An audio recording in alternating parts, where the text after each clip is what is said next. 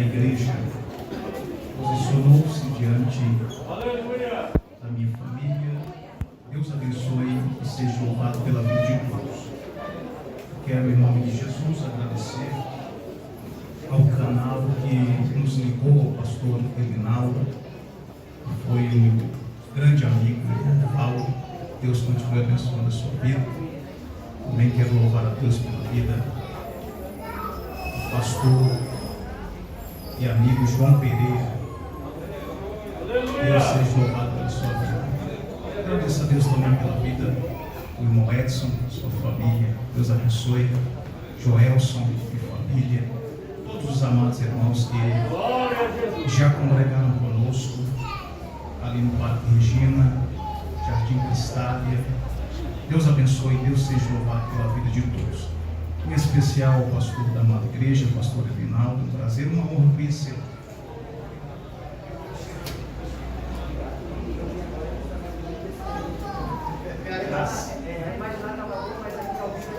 É a graça. Glória a Deus. A graça supera com dor de pecado não dá. E aí a gente ficou bonito assim com a graça. Glória a Deus. Deus seja louvado pela vida de todos. Sem mais delongas, obrigado aos companheiros de ministério. Deus seja louvado pelas suas vidas, porque eu me considero também um belemita.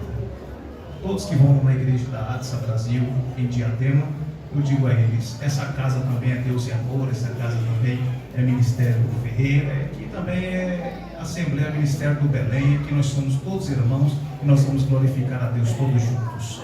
Glória a Deus. Queridos, antes de ler o texto áureo deste trabalho, eu quero, juntamente com a igreja, se possível, os irmãos abrirem as vossas Bíblias, no livro do profeta Jeremias, capítulo 29 e o verso 10. Livro do profeta Jeremias, só você retornar aí. Aleluia! Lamentações de Jeremias. Jeremias capítulo 29 e o verso de número 10. E aí logo depois nós vamos no tema, capítulo de número 10, versículo de número 2, do livro do profeta Ezequiel. Diz-nos assim a santa palavra do Senhor: porque assim diz o Senhor, certamente que passados os 70 anos em Babilônia, eu vos visitarei e cumprirei sobre vós a minha boa palavra, para vos fazer voltar para este lugar. Amém. Ezequiel capítulo 10 e o verso de número 2, que diz-nos assim a santa palavra do Senhor: e falou ao homem vestido de linho, dizendo: vai por entre as rodas, até debaixo do querubim, e enche a tua mão com brasas acesas dentre os querubins, e espalha sobre a cidade. E ele entrou à minha vista. Amém. Glória a Deus. Queridos, eu quero, dentro deste tema, colocar um subtítulo falando a respeito de a maior riqueza. A maior riqueza. Quando nós observamos o contexto bíblico deste livro registrado pelo profeta maior, conhecido como Ezequiel, nós iremos ver um dos profetas mais emblemáticos que já existiram depois do profeta Jeremias, visto que as profecias do profeta Ezequiel não eram só faladas, mas eram expressadas de uma forma teatral, eram vivenciadas, como por exemplo quando Deus quer falar a respeito do seu juízo sobre o reino norte, Israel. Deus ordena para que Ezequiel durma por 390 dias só do lado esquerdo. Logo depois, Deus também ordena para que Ezequiel, expressando o juízo de Deus sobre o reino sul, o reino de Judá, que ele deite por 40 dias só do lado direito. Ezequiel tem a oportunidade de vislumbrar de vivenciar com Deus experiências que muitos naquele tempo gostariam de vivenciar, ainda mais por eles estarem vivendo o cativeiro, um dos maiores cativeiros que os judeus puderam enfrentar. Todos eles foram tirados à força de sua terra, e foi tão terrível este fato para os judeus que Jeremias, o profeta chorão, escrevendo o livro das Lamentações, ele vai dizer que foi o mesmo que perder a coroa da cabeça. Ele disse: caiu a coroa de nossas cabeças e nós estamos cortados. Os jovens estão tão entristecidos que eles não conseguem mais cantar, e penduraram as suas harpas e não conseguem mais louvar a Deus. Como louvarão ao Senhor aqueles que estão longe de sua pátria, aqueles que estão distantes do templo, aqueles que foram levados para longe da presença de Deus, o Onipotente? Quando nós observamos aqui o contexto do texto escolhido como temática para este trabalho, nós iremos perceber que o que há aqui é uma resposta de Deus, ao povo que reclamava a respeito do porquê que o Deus Todo-Poderoso lhes havia abandonado diante deste acontecimento tão trágico. Os judeus reclamavam o fato de Deus os ter abandonado, como se o traidor da história fosse Deus. Então Deus vem demonstrar-lhes, através da mensagem do profeta Ezequiel, que o problema de todo sofrimento gerado era uma consequência dos próprios pecados da nação judia.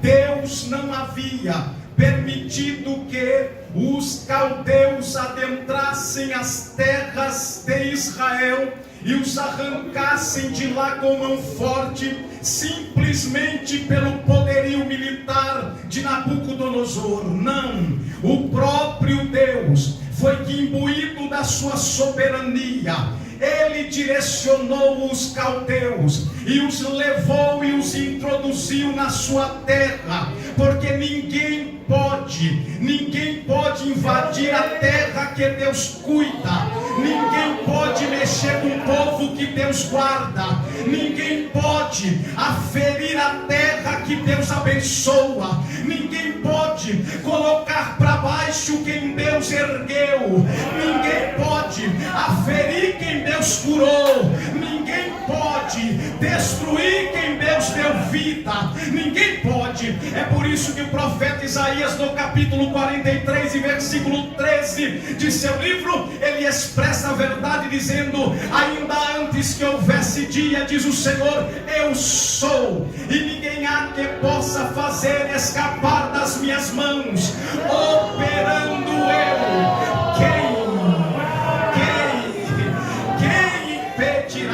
Será que Nabucodonosor era poderoso o suficiente para impedir?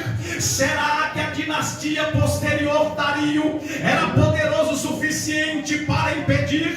Será que Belsazar, com toda a sua órdia e espírito perversos, poderiam impedir? Se o próprio faraó não pôde deter, se o próprio Egito não pôde segurar, quem é que pode segurar a ação do Deus onipotente?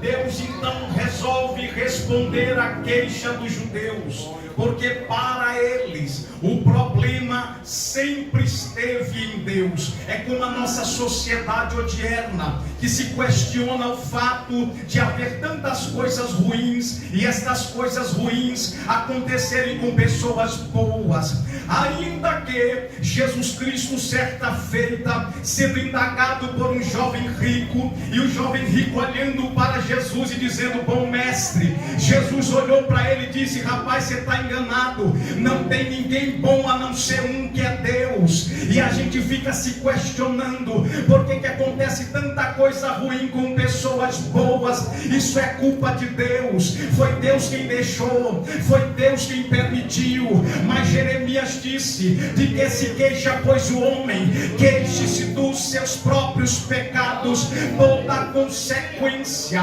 aleluia, negativa que abate a vida dos homens na terra se chama a troca de valores. É quando você deixa de exaltar o que vale a pena, o que tem valor, e começa a abraçar o que só tem preço. Deus nos trouxe aqui esta noite para nós entendermos que o que vale mais não é o que tem preço, mas é o que tem valor. É o que tem valor. O ouro tem preço, mas Jesus tem valor. A prata tem preço, mas Jesus tem valor. Aleluia, o diamante tem preço, mas a salvação tem valor. E vale o sangue precioso de Cristo Jesus, vertido naquela cruz do Calvário. Quantos foram impactados por aquela cruz? Ainda tem alguém que crê na soberania do Calvário?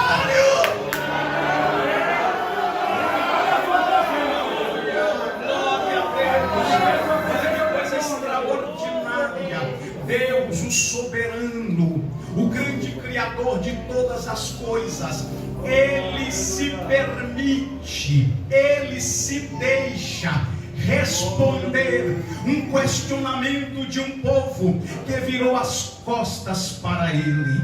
A Bíblia Sagrada nos revela que então, primeiro, antes de tudo, de Deus falar, responder tudo aquilo que estava sendo questionado, Deus então resolve mostrar que a sua glória, que o seu poder, que o seu domínio, que a sua presença não está presa a um lugar.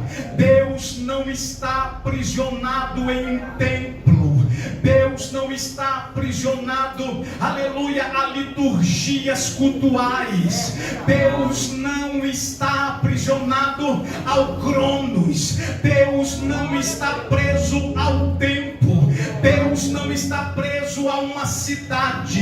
Deus não está preso a uma família. Deus não está preso a pessoas da alta sociedade. Deus é Deus e Deus é livre. A Bíblia diz que enquanto os judeus estavam na terra do cativeiro e reclamando o fato de terem ido para lá, logo Deus, aquele que se manifestava no templo em Jerusalém, aquele que se manifestou em 2 Crônicas, capítulo de número 7, aquele que desceu a sua nuvem depois do holocausto ser oferecido a ele, aquele que botou os sacerdotes para andar no chão, aquele que desceu a sua glória para revelar a sua grandeza ao rei que ele levantou e colocou onde estava. Esse Deus agora vai revelar que ele não estava preso ao templo, que ele não estava preso a Jerusalém. Alguém está dizendo: Deus nos abandonou, Deus nem via o que nós fazíamos, Deus nem se interessa pelo comportamento do homem, Deus só quer mesmo é sacrifícios. Deus não está interessado no que há no homem. Estavam enganados, irmãos. Deus está mais interessado no que você tem no coração do que o que você fala com a boca, porque muitas das vezes o que sai da boca não expressa o que há no coração. Disse Billy Graham que a maior fonte de mentiras que existe é o canto, porque muitas das vezes cantamos a Deus o que não sentimos no coração. Deus não quer ouvir a tua boca, Deus quer ouvir o teu coração.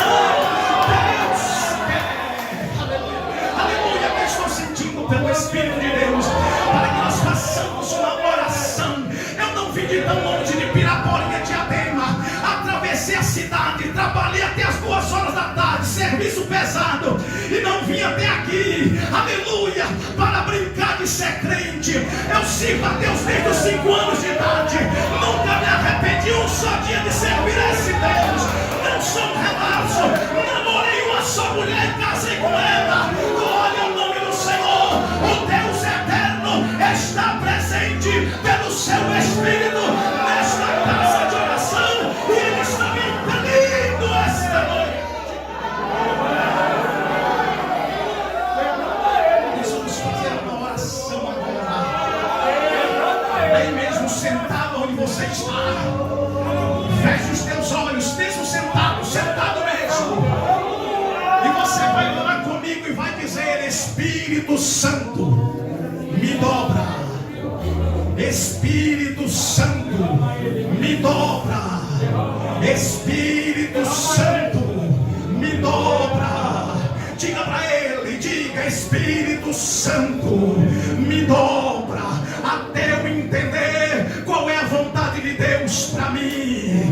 Me dobra, Espírito, até eu entender qual é a vontade de Deus para mim.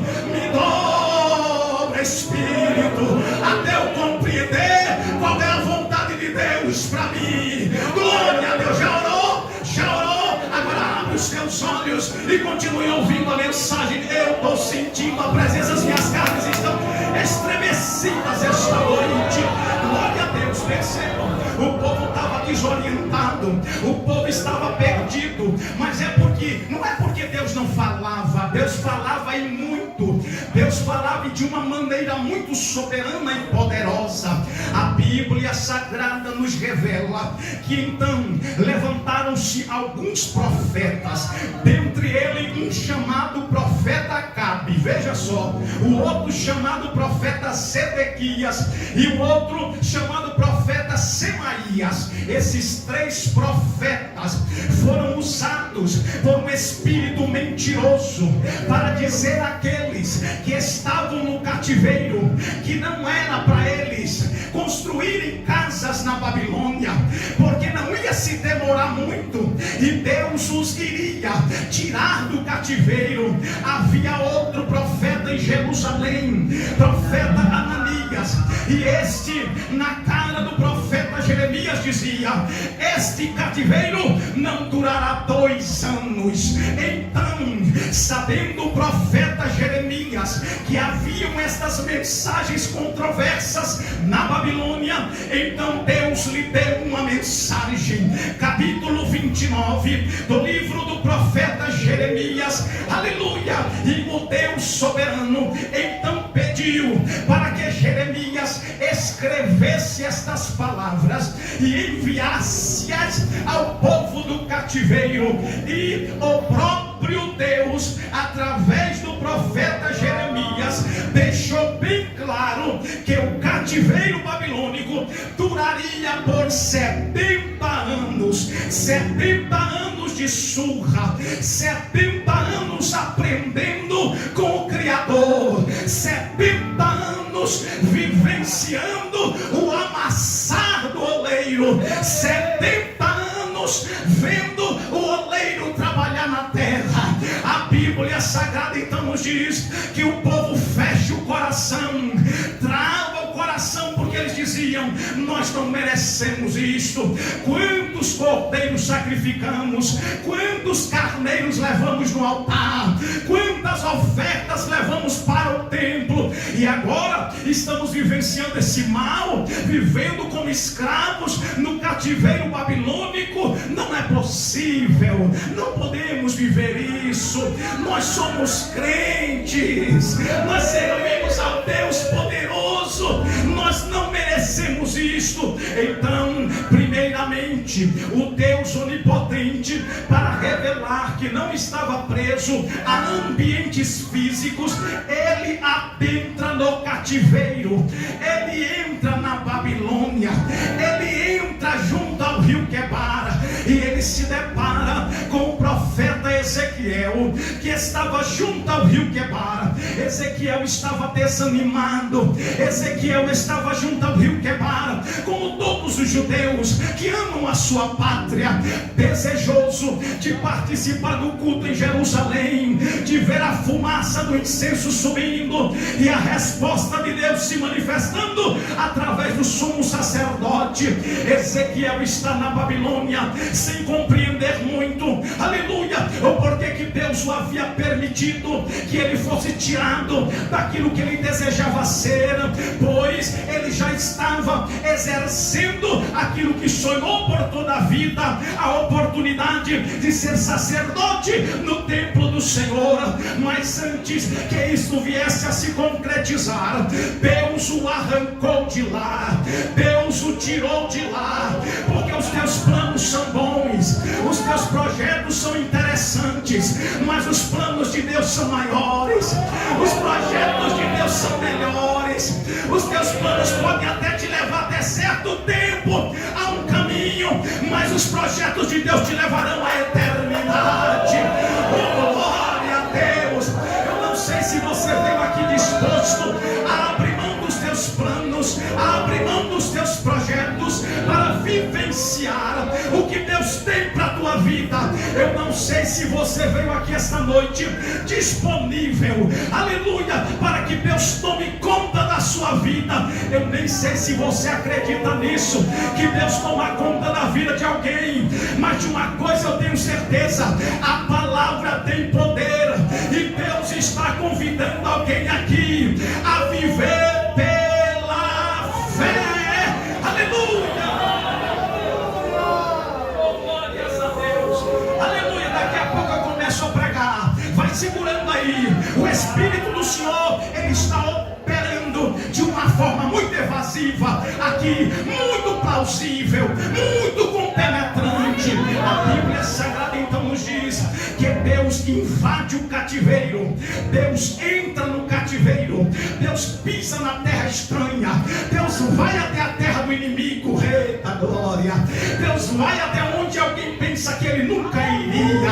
Deus se manifesta onde alguém acredita que ele nunca se manifestaria, porque lá junto ao rio Quebar não tinha cordeiro para o sacrifício, lá junto ao rio Quebar não tinha o sangue aspergido sobre aqueles que iam participar da festa da Páscoa, lá junto ao rio Quebar não existia o culto ao Senhor, lá junto ao rio Quebar não tinha glória a Deus e aleluia, lá junto ao rio Quebar não tinha vigília, mas lá tinha alguém que Deus colocou especificamente para viver aquele momento e ser um vaso nas mãos do Senhor. Eu não estou entendendo, pastor.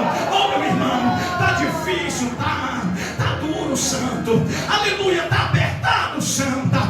Tranquiliza o teu coração. Deus não te colocou lá à toa. Deus não te colocou lá por acaso. Oh, pastor, mas será que Deus sabe quem eu sou? É claro que sabe. Foi Ele quem te levou para lá. Foi Ele quem te colocou lá. Quieta!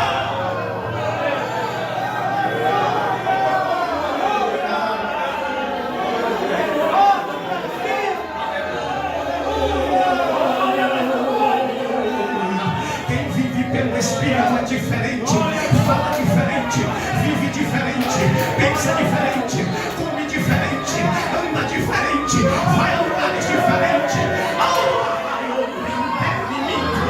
Amando que me comandara para a séria, aliviando levar, aleluia. Quem anda e vive pelo Espírito não vive sobrenatural, ele vive o sobrenatural de Deus em sua vida.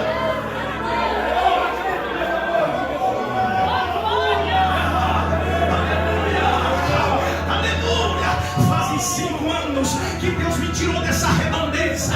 Fazem 5 anos que Deus me levou para uma terra que eu não tinha amigos, uma terra que eu não tinha parentes, uma terra que eu não tinha ninguém para me sustentar, para me dar a mão. Aleluia, alguém para me orientar, para me coordenar. Deus me colocou lá sozinho. Deus me colocou lá com a minha família. Aleluia, eu até me questionei, dizendo: Deus, por que é que o Senhor me tirou de uma igreja tão alavancante, tão grande, uma igreja tão compenetrante, tão trabalhadora, uma igreja tão acertadinha, e o Senhor me trouxe para cá, para esse lugar onde eu não conheço ninguém?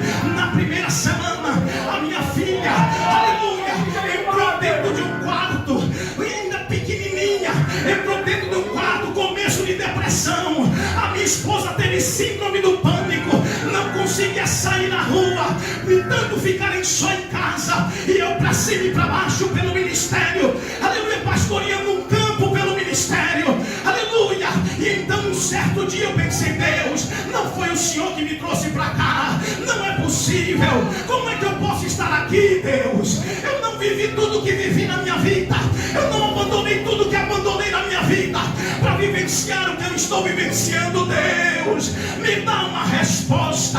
Então, depois daquele dia, eu comecei a ouvir testemunhos de pessoas que foram abençoadas. A igreja, com pouco tempo, começou a crescer. Tínhamos 32 membros, já estamos para mais de 130 membros.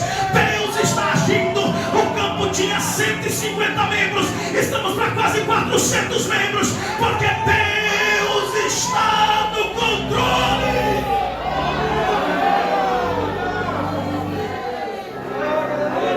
Você pode até não entender o que você está vivenciando, você pode não compreender o que está se passando, você pode não entender o que Deus está fazendo, você pode não compreender, aleluia, o que o ambiente está proporcionando para você. Não deixe o ambiente falar. Diga para o ambiente: cala a boca. Cala a boca, fique calado, ambiente, porque o ambiente pode dizer muitas coisas.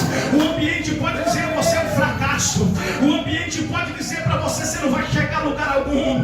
O ambiente pode dizer para você: desiste de tudo, volta. O ambiente pode dizer para você: Deus não está aqui. O ambiente pode dizer para você: Deus não tem negócio com você nesse lugar. Mas fala para o ambiente: se calma, ambiente, porque eu quero ouvir só a voz do Senhor. Só a voz do Senhor. Só a voz do Senhor. Ezequiel está na Babilônia, mas não está só. Ezequiel está na Babilônia, mas não está abandonado. Ezequiel está na Babilônia, mas não está esquecido. Ezequiel está na Babilônia, mas não está em terra estranha, porque Deus está com ele.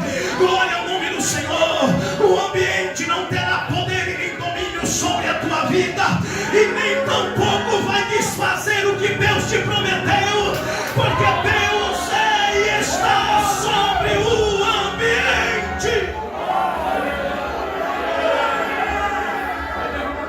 Eu entendi que Deus me levou para lá para ser um canal de bênção, aleluia. Certo dia eu tive um choque de realidade quando o Espírito Santo, irmão Edson, me albardou. Eu passei 3 dias da semana, 3 dias, os irmãos tanto me compelindo, dizendo: pastor Wagner, nós gostamos tanto de orar, gostamos tanto de vigília, gostamos tanto de subir o monte, gostamos tanto de buscar a Deus em campanha. Pastor Wagner, vamos orar com a gente, vamos orar conosco. Eu disse: olha que coisa boa, eu estou num lugar com um povo que gosta de orar. E aí de repente eu disse para eles assim: na segunda-feira, quem está desempregado, vem orar comigo. Aí os irmãos se alegraram. Aleluia. Que horas, pastor? Meia-noite. Meia-noite meia-noite. Nós vamos orar onde? No monte? Não. Nós vamos orar na igreja. Porque se você não aprender a orar em casa, você não vai orar na igreja. Se não aprender a orar na igreja, não ora nem em casa, nem na igreja, nem no monte. Nós vamos orar na igreja. Nós vamos para a igreja. Aleluia. Convidei os irmãos, fiquei esperando. Cheguei 11h30 na igreja. Entrei, coloquei o carro para dentro e comecei a orar. Quando deu 6 horas da manhã, cadê os irmãos para orar comigo? Orei, deu 10 horas, cadê os irmãos para orar comigo? Meio-dia eu me levantei e disse: Senhor, já está bom, agora eu vou para casa. Terceiro dia, cheguei na igreja 11 horas, cadê os irmãos para orar comigo? Orei sozinho da meia-noite ao meio-dia de novo. Aí eu disse: não vou mais na igreja, eu vou orar em casa. Peguei a minha esposa e disse: mulher, eu vou passar 2 dias trancados nesse quarto, 37 horas de oração. Não me chame nem para comer nem para beber, porque eu quero conversar com o Espírito Santo. O povo precisa orar, e no segundo dia, irmãos, eu saí de lá com uma chama